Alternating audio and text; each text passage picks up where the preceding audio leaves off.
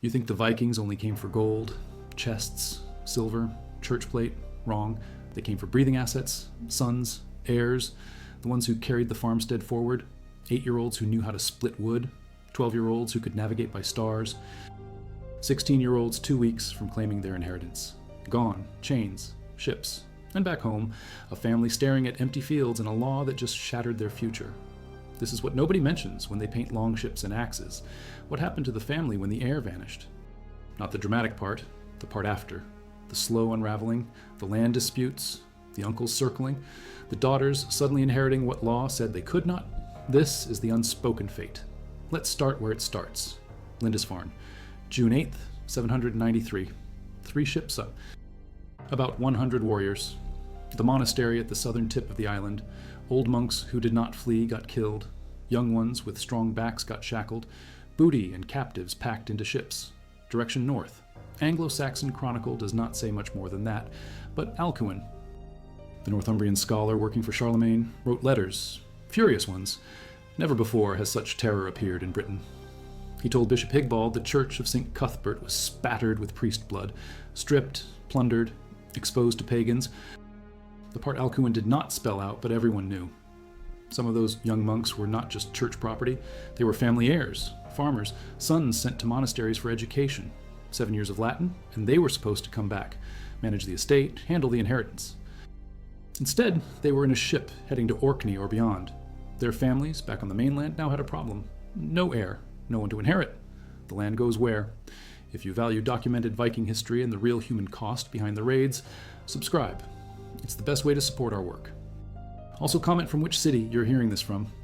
This script is researched and factual, using sources from the Annals of Ulster published in 1887, detailing raids from 821 onward, and church records from 11th century Portugal housed in the Arquivo Nacional da Torre do Tombo in Lisbon, documenting ransom payments in goods and silver between 1015 and 1026.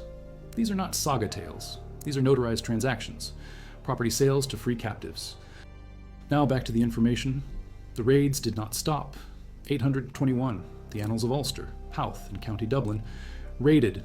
The great booty of women was carried away. Not just women, children too. The raids targeted demographics deliberately. Women and children were easier to transport, easier to control, less likely to die fighting, and valuable, either for ransom or slavery.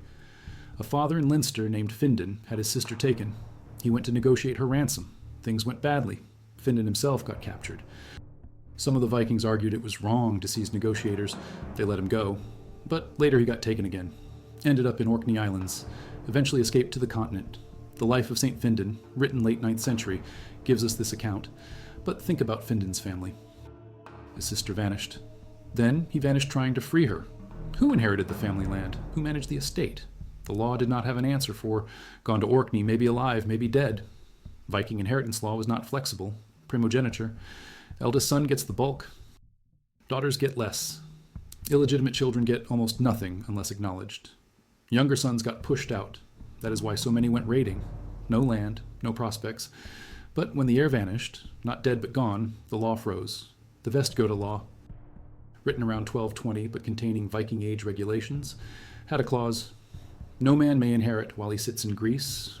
Greece meant the Byzantine Empire, the Varangian Guard. Swedes serving there could not claim inheritance back home. The law knew absence was a problem. But it was designed for warriors who left voluntarily, not for heirs dragged away in chains. 1015, Douro River in Portugal.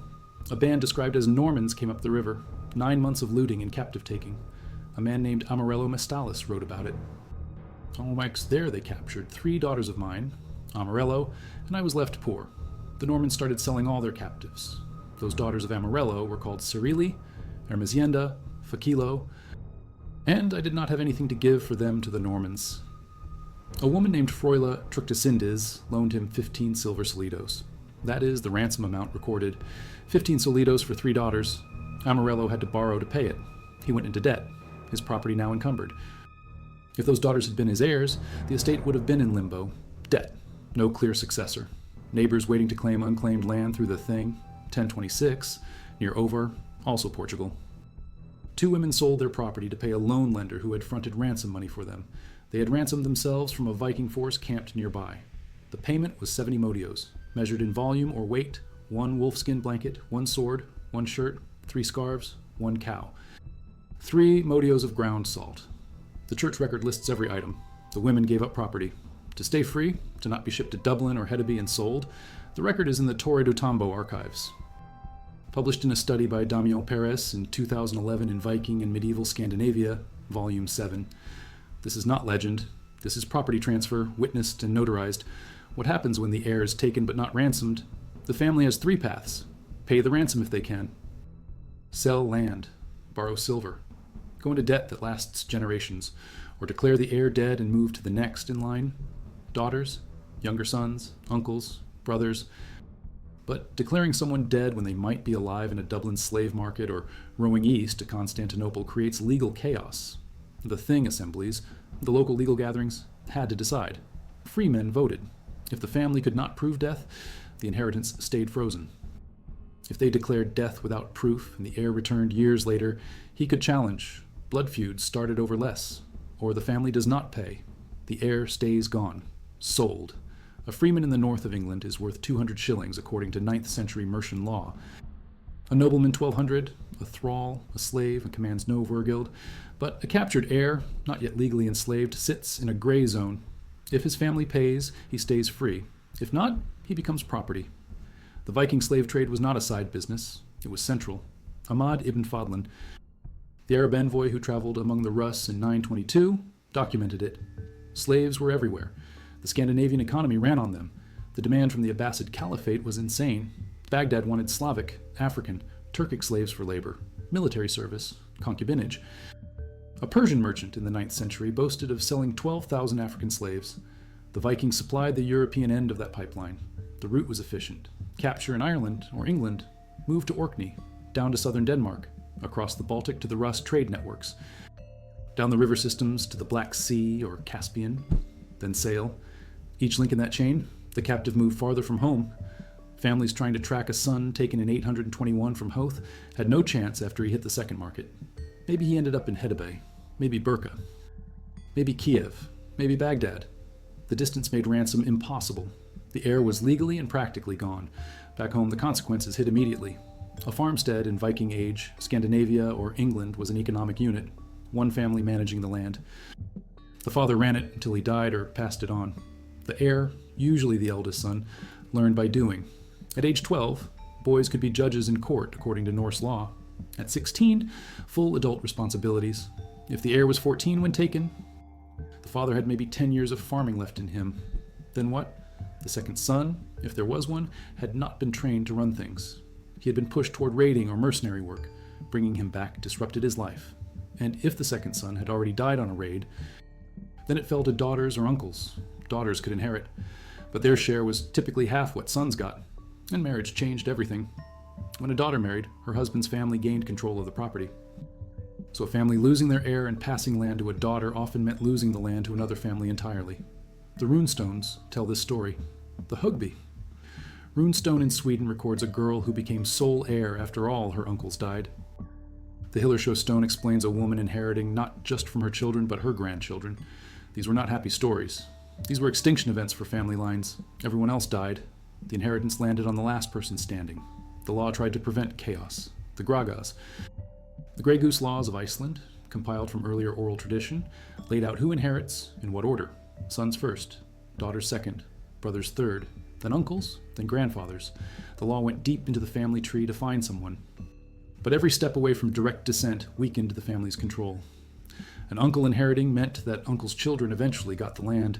The original family line ended. The farmstead, the ancestral land, passed out of the bloodline. That was the unspoken disaster. Not just losing the heir, losing the future. Vergild, the man price, offered a way out of blood feuds. Kill someone, pay the family, avoid endless revenge cycles. A freeman's wergild was 200 shillings in 9th century England. A nobleman's was 1,200. The king's was 30,000 thrimsas, split between the royal family and the people, but wergild only worked if you had the body. If your son died in a raid, you could demand payment. If your son vanished into a slave ship, you had nothing. No body, no proof of death, no wergild. The family was stuck in legal limbo. The inheritance could not move forward. The land could not be sold or divided. Neighbors started to circle. Disputes at the Thing became vicious. Blood feuds lasted generations. The sagas are full of them. Egil's saga documents Egil Skallagrim's son deliberately targeting individuals whose land he wanted, kill them, claim the land. The inheritance system, combined with finite arable land in Iceland or Norway, created constant pressure. Losing an heir to Vikings was an opening, an opportunity. Other families saw weakness. They filed claims at the Thing. They argued distant kinship ties. They married into the family to get a foothold. The family of the lost heir had to fight on multiple fronts: legal, political, sometimes physical. 832. Loughbrickland in Ireland, Viking attack. Congalach, son of Eckhaid, was abducted. He was killed at the Raiders' encampment. Probably ransom negotiations broke down. The Annals of Ulster record it plainly. No details. Just dead. But Congalach's family now had a body, or at least witnesses to death. They could proceed, declare him dead, move the inheritance. If Congalach had been an heir, his younger brother or sister stepped up. Painful but legal. Contrast that with the captives who simply vanished. No word. No body. Families waited years. Some gave up and declared death. Others held on hoping. The inheritance stayed frozen. 1011. Archbishop Elfhia of Canterbury was captured. He refused to pay ransom or allow one to be paid. Vikings killed him. High-profile case. But it illustrates the mechanism. Ransom or death. Those were the choices. If you paid, you got the person back. If you could not pay or refused, death. But many families were neither rich enough to pay nor poor enough to be ignored. They were stuck, their heir held indefinitely. Sold and resold, the trail going cold. Anglesey, 987.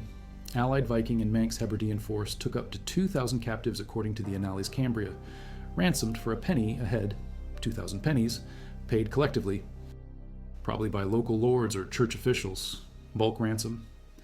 But what about the families? Did each family contribute a penny? Did the Lord cover it?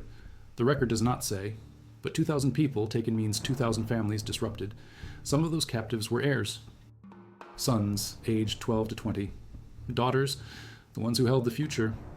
A penny seems cheap, but for a poor family in late 10th century Wales, a penny was real money. And if the Lord paid, the family now owed the Lord debt, service, years of it. The capture rippled out. Let's talk about what slavery looked like. Not abstract, concrete. Anna Kjellström from Stockholm University examined skeletal remains from presumed Viking-era slave graves in Norway, Sweden, Denmark. Published findings in 2025. Signs of abuse, decapitation. Burials without goods. Slaves were worked hard. Diet studies using isotope analysis show lower nutrition. They ate what freemen would not. Scraps, gruel, parasites from coprolites, fossilized feces, found in latrine layers at Viking sites, show intestinal worms. Slaves lived in filth. A captured heir, if not ransomed quickly, entered this world. His body broke down, malnourished, beaten if he resisted. If he was literate, if he came from a monastic education like those Lindisfarne monks, his skills might buy him slightly better treatment. Scribes were valuable. But most captured heirs had no special skills. They became field thralls, quarry workers, the lowest rung. The Icelandic Book of Settlements tells a story of Irish slave revolt in early Iceland. All the escapees were killed. Revolts did not work. Running rarely worked. The distances were too great. A captured Englishman in Hedeby was 800 miles from home. No roads, no money, no allies. If he ran, local people would turn him in for a reward. Slave collars have been found archaeologically. Iron rings around the neck, marks of ownership. Humiliation, an heir wearing a slave collar was erased. His identity gone, his inheritance meaningless. Some slaves could buy freedom. The law allowed it. A thrall could keep a tiny portion of proceeds when selling goods for his owner. Over years, maybe decades, he could accumulate enough to buy his way out. But a freed slave, a leisingai, was not the same as a freeborn man. The freed slave owed obligations to his former owner, lower legal status. If he died without heirs, the inheritance reverted to the former owner. 4 generations had to pass in Norway before the taint of slavery fully washed away.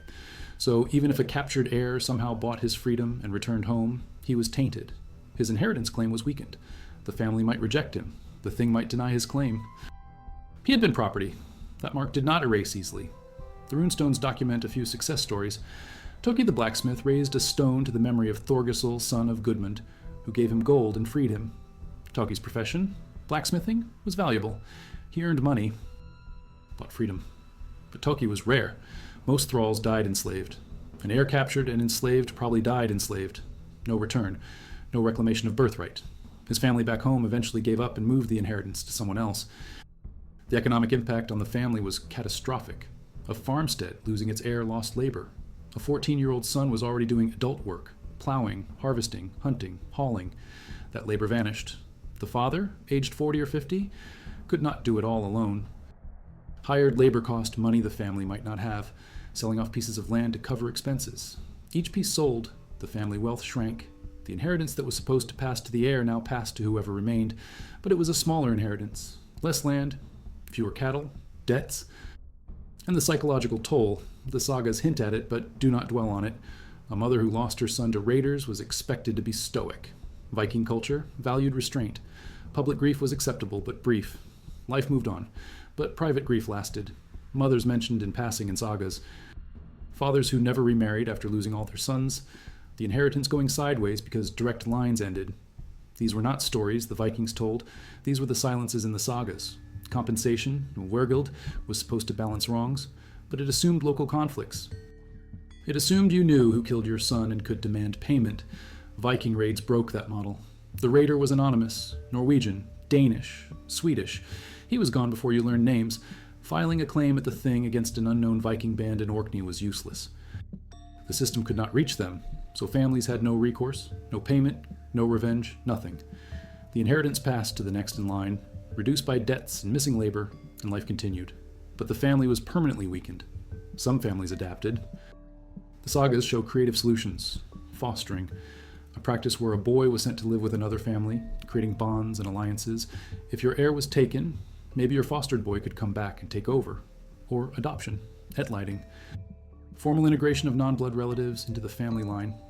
If the heir was gone, adopt someone, give them the inheritance, keep the farmstead running. But adoption was controversial. Other relatives might challenge it at the Thing. The adopted heir had to prove he deserved it. Earn the family's trust. And if the original heir returned years later, chaos. 2 heirs. 1 inheritance. Blood feud material. The frequency of this happening is hard to quantify. The sources do not give neat statistics. The Annals of Ulster mention major raids. 821. 832. 987. Each raid, hundreds or thousands taken. Not all were heirs. Many were women, children, elderly. But if 10% were heirs, sons aged 12 to 20, that is hundreds of heirs vanished per raid. Multiply across decades. The 9th century alone, from 793 to 900, saw dozens of major raids. Conservative estimate, thousands of heirs taken, thousands of families disrupted, thousands of inheritance crises. The Viking slave markets flourished. Dublin, Hedeby, Birka. These were not small operations. Archaeologists have struggled to find physical evidence because slaves left few traces. But the scale implied by historical records is massive.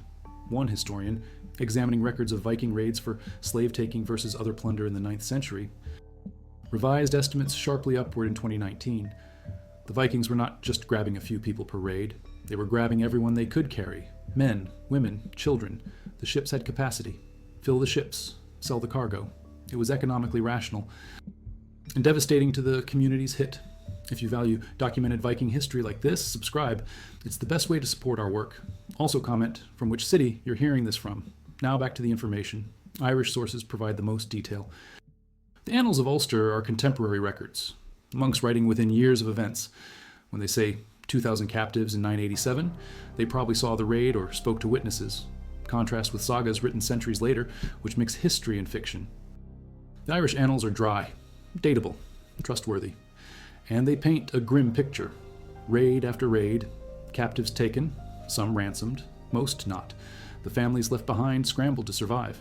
The conversion to Christianity changed some dynamics. The church promoted written wills. Inheritance became more formalized, but it also complicated things. The church wanted a cut. A testator does not dispose his testament well to his heirs who does not make Christ the co-heir of his estate.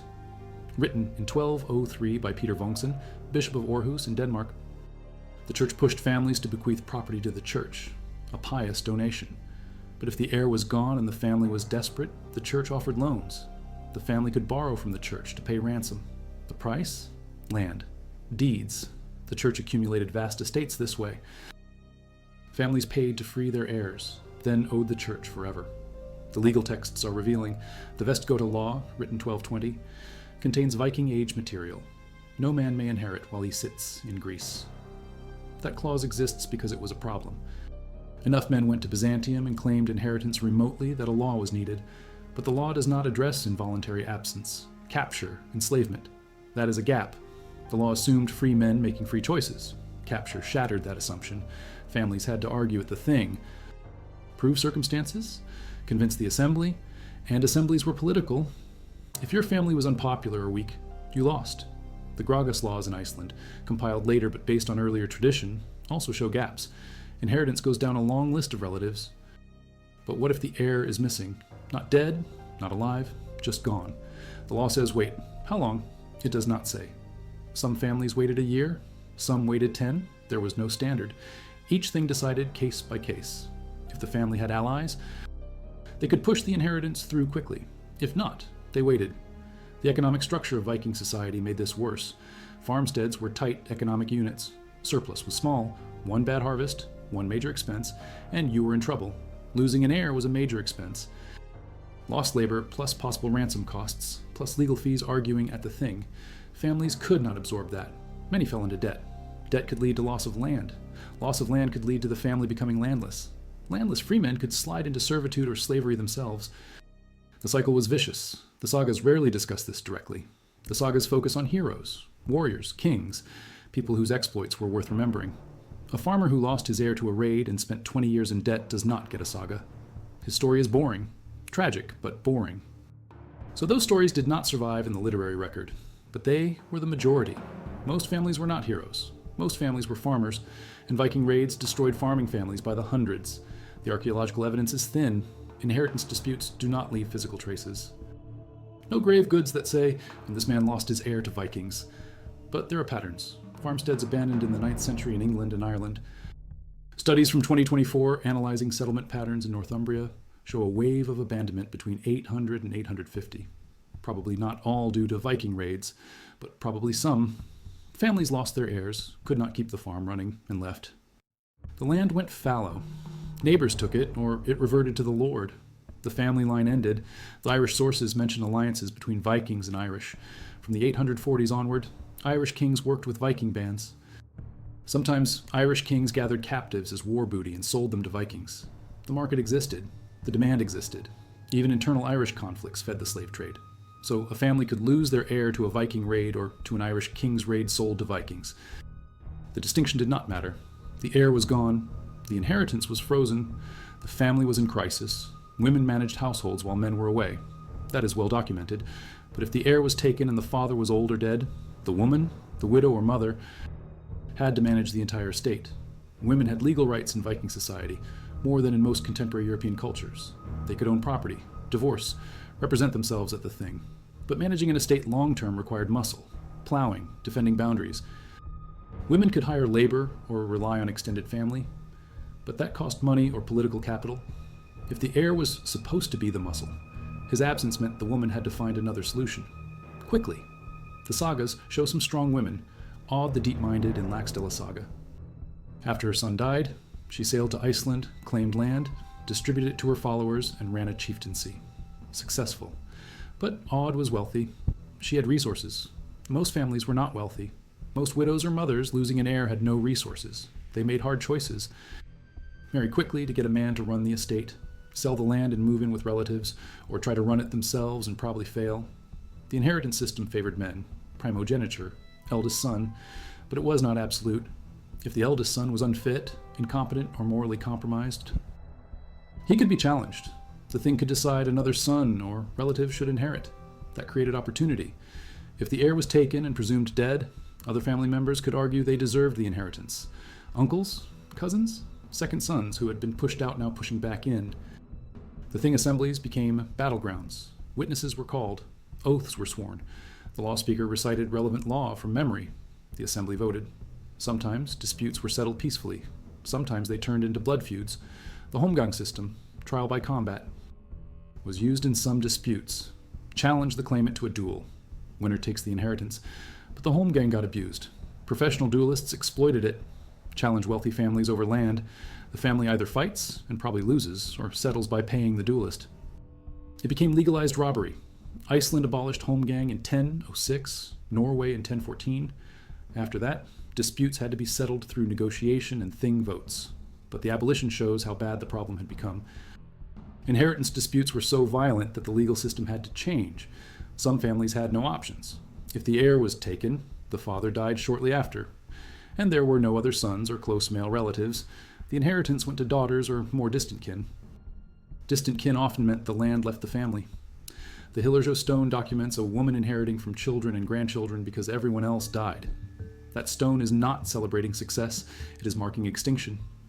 The family line ended with her. Her death, the land dispersed. The runestones are legal documents. They are proof of inheritance. When Finnvid had his estate carved into the ground by runestone around 1050, he was ensuring his will was public and unchangeable. Stone does not lie. Stone does not get altered. Future disputes could reference the stone. The witness list, the distribution, all locked in stone. Families that lost heirs to Vikings needed that certainty. Proof of what happened. Proof of who inherited. The thing could argue over verbal tradition. The thing could not argue over a runestone. The stone stood. The market dynamics of the slave trade are important. Vikings captured people because there was demand. The Rus trade routes to the Abbasid Caliphate were profitable. Slaves sold for high prices. The word Slav comes from this trade. Slavic tribes were raided heavily. But the Vikings raided everyone. The ethnicity did not matter. What mattered was whether you could transport them and sell them. An English heir was as good as a Slavic peasant. Price varied by age, health, skills. Younger was better. Healthier was better. Literate was better. But baseline, a human body had value. That is what made the raids economically rational.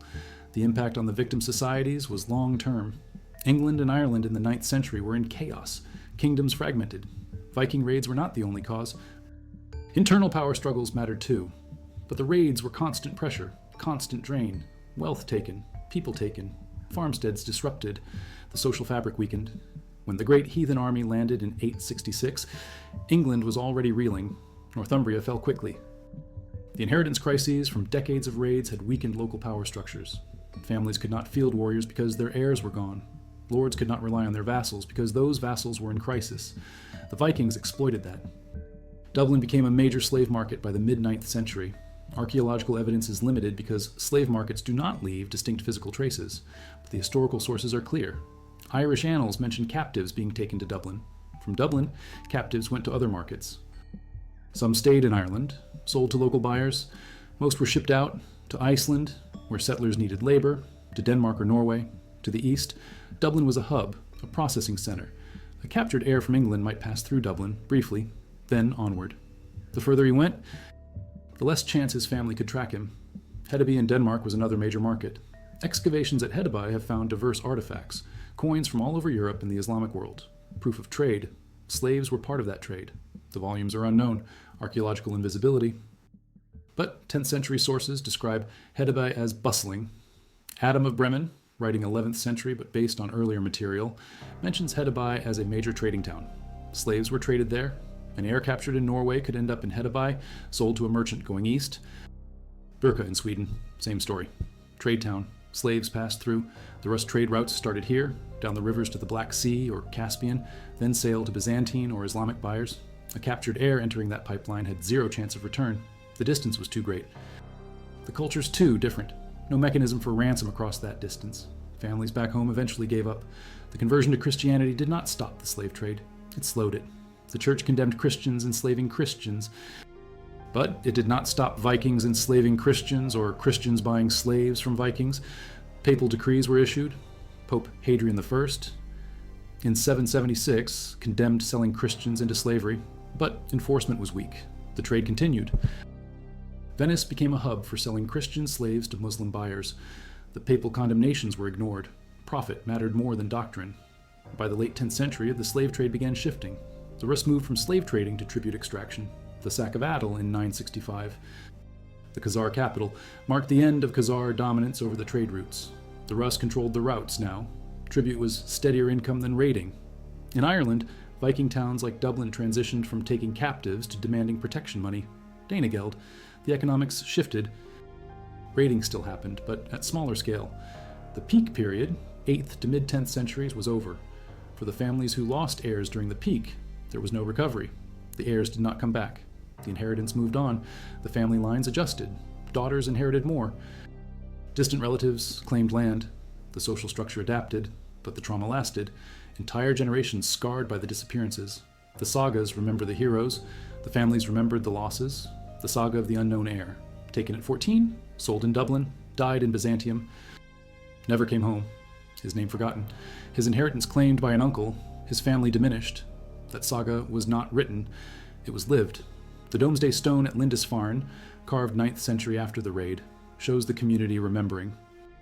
One side depicts 7 warriors with Viking-style axes and swords. The other side depicts Judgment Day. The symbolism is clear. The raid was an apocalypse. The community survived, but scarred. The stone is memory, a permanent record of what happened. Families losing heirs needed that. Memory. Proof. Something to point to when the inheritance disputes started. The scale of the Viking Age slave trade is still being revised by historians. Recent studies push numbers upward. Not hundreds of people taken over the whole period. Thousands, tens of thousands. The annals of Ulster and Irish annals provide hard data. Anglesey raid, 2,000. Other raids, hundreds. Multiply over 2 centuries. The economic impact on Viking Age Europe was enormous. Not just the wealth taken, the people taken, the heirs gone, the families disrupted. The inheritance crises rippling across generations. This was not a footnote. This was central. The unspoken fate was this. Your heir gone, taken in a morning raid. Chains. Ships. Sold? Gone. Back home you wait. Maybe he will be ransomed. You borrow silver, sell land, pay. Sometimes you get him back. He is thinner, scarred, traumatized, but alive. He can inherit. The family survives. But if the ransom is too high or you cannot raise it, you wait longer. Months, years, news trickles back. He was seen in Orkney, then Hedeby, then silence. Eventually you accept it. He is not coming back. You declare him dead at the thing. The assembly votes. The inheritance moves to the second son, or the daughter, or the uncle. The family continues, but it is smaller, weaker, poor. The land is less. The debts are more. The future is uncertain. Other families circle. They see opportunity. They file claims. Distant kinship. Marriage ties. The thing assembles. Arguments. Witnesses. Oaths. The law speaker recites the law. The assembly votes. You win or lose. If you lose, the land goes to someone else. The family line ends. You become landless, dependent on others. Maybe you move, start over somewhere new, or maybe you fight. Blood feud, years of killing, revenge for the loss, revenge for the claim, revenge for everything. The feud lasts until both sides are exhausted or dead. This is what nobody tells you about the Viking raids. The ships, the axes, the plunder. That is the drama, the story. But after the ships leave, the families stay. They deal with the aftermath, the missing heirs, the frozen inheritances, the legal battles, the economic collapse, the slow unraveling of everything. That is the unspoken fate.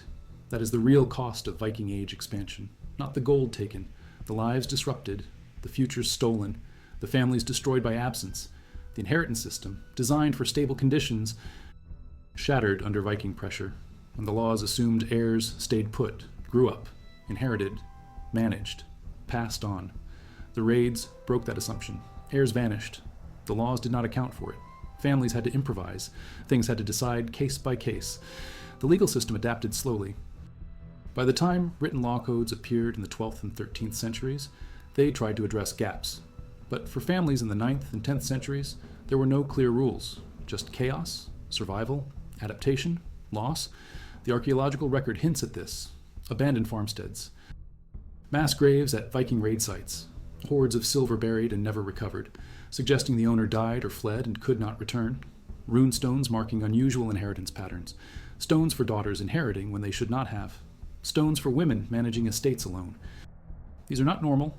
These are crisis responses, evidence of families in trouble, fighting to survive. The DNA evidence complicates the picture. Studies of Icelandic genetics show 75 to 80% of patrilineal ancestry is Scandinavian. 20 to 25% is Scottish and Irish. But the maternal lineage shows higher Irish and Scottish percentages, meaning Viking men settled Iceland but brought women from Ireland and Scotland, some willingly, many not, captives, slaves. The genetic evidence of the slave trade is in modern Icelanders. The heirs, taken from Ireland, ended up in Scandinavian slave households. Their descendants are alive today. The legacy is biological. the economic ripple effects lasted centuries. Families weakened by Viking raids in the 9th century could not field soldiers in the 10th. Kingdoms that could not field soldiers fell to new invasions. The Great Heathen Army in 866 exploited this. England was fragmented, weakened, easy to conquer. The cycle was self-reinforcing. Raids weakened communities. Weak communities could not resist. More raids, more weakening. Until strong centralized kingdoms emerged in the late 10th and 11th centuries to push back. The Viking Age ended. The raids slowed, stopped. Scandinavia converted to Christianity. The kingdoms centralized. The economic model shifted, but the damage lasted. Families that lost heirs in 850 did not recover by 950. The inheritance passed sideways. The family lines diluted. The memory remained. Stories passed down. Oral tradition, written in sagas centuries later but changed, sanitized, turned into hero tales, the ugly parts, the stolen heirs, the broken families, the endless legal battles, those parts got cut. What remained was glory, battle, honor. Not the slow, grinding reality of loss and adaptation. This is the unspoken fate. The Vikings came. They took not just gold, not just land, people, the ones who mattered most, the heirs, the future. The families left behind had to deal with it. Ransom, debt, legal fights. Blood feuds, extinction, adaptation. The inheritance system, designed for peace, collapsed under the pressure. The laws could not handle it. The thing assemblies did their best, sometimes fair, sometimes not, but always inadequate. The scale was too big, the trauma too deep. And in the end, some families survived. They adapted, found new heirs, rebuilt. Others did not. They vanished from history. Landless, forgotten. The runestones mark a few. The sagas mention fewer. Most left no trace, just absence, an empty space where a family line should be. And that is the real story, not the Viking glory, the Viking wreckage, the inheritance shattered, the future stolen, the unspoken fate of families after Vikings took the air, cold, final. Written in debt records and abandoned farmsteads and runestones for daughters who should not have inherited. That is the truth. That is what the raids really cost. The last piece of evidence sits in a Dublin deed from 1060. It prices a human life in silver weight. 150 pennies for a freeman. The deed is a ransom receipt. A father paid. Got his son back. The son lived, inherited. The family continued. But that receipt tells the other story too. Every unpaid ransom. Every heir who did not come back. Every family that could not raise 150 pennies and lost everything. The deed quantifies the unspoken fate. 150 pennies of silver. That was the price of a future. Some families paid, most could not. And the inheritance, the land, the family line, all of it, scattered to distant kin or neighbors or the church, gone. The heir gone. The family gone. Just a notation in some monastery record or a runestone nobody can read anymore. That is what remains. The Vikings took heirs. The families stayed behind. And everything fell apart slowly. That is the unspoken fate. That is the documented truth. That is what history does not tell you when it paints the dragon ships and the brave warriors. Behind every raid was this. Families shattered, futures stolen, inheritance systems collapsing under the weight of absence. That is the Viking Age.